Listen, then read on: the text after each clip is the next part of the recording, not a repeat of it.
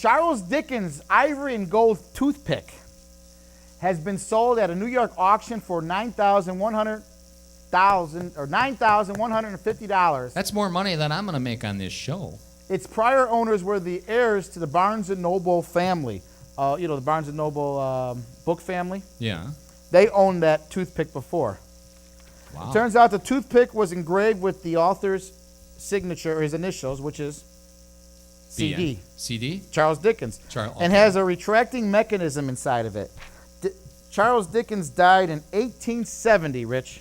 Now, what's kind of interesting about that, 1870 toothpick.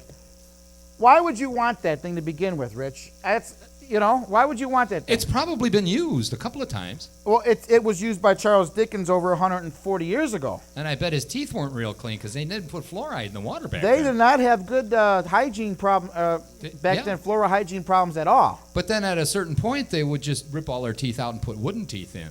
Well, that was later on. Right. When they get older. Well, they're still ripping the teeth out on people. But 42, 43, they would rip all their teeth out and put wooden ones in.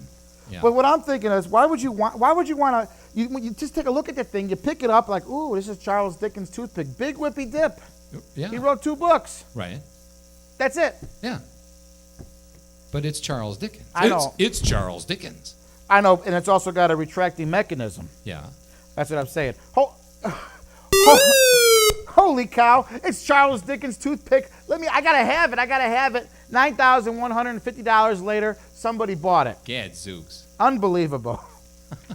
That's what I'm saying. That's somebody without money. With a lot of money, they got nothing else to do with the money. Now, what would be at any time they could have given me the money, and I would have put it to good use. Well, they don't. Instead of wasting my money on a toothpick. Right. Well, the thing is, they at any moment they could have just peeled off those bills right out of their wallet and just given it to me. Why would they give it to you though?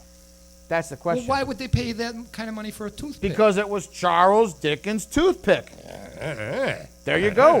Rich Munnich doesn't have it. If you had a toothpick, maybe 140 years from now, somebody might want to buy that.